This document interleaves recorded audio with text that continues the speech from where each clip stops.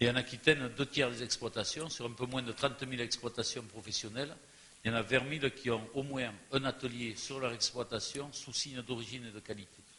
C'est quand même un poids économique important, puisque plus de la moitié du chiffre d'affaires est fait par des produits d'origine et de qualité. Et dans l'autre moitié, il y a quand même des grandes cultures et des produits qui servent à faire de l'élevage derrière, donc qui sont tributaires des cahiers des charges de qualité. Donc ces productions, c'est un credo renouvelé au signe d'identification de l'origine, puisque c'est une manière de fixer l'emploi sur le territoire et fixer de la valeur ajoutée, ramener de la valeur ajoutée ici. Et une des grandes fiertés, là je vais faire la transition avec mon collègue Jean-Pierre Reynaud, une des grandes fiertés de notre région, je ne dis pas contrairement à d'autres, mais par rapport à ce qui se voit ailleurs, c'est qu'au niveau des réseaux chambres d'agriculture,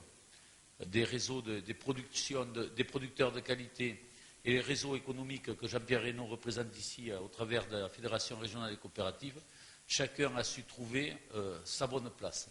Et voir des grosses coopératives d'Aquitaine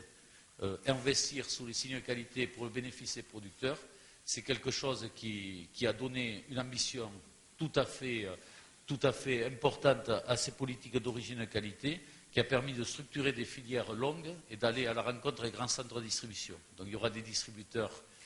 tout à l'heure. Il y aura Alain Rousset qui accompagne depuis le Conseil régional un peu toute cette politique de qualité. Mais je crois qu'une des grandes typicités de l'Aquitaine, c'est d'avoir trouvé la bonne place à chacun dans ces démarches-là pour leur donner l'ambition et faire quelque part en sorte que les producteurs sous signe de qualité soient peu concurrents entre eux, mais complémentaires pour exporter.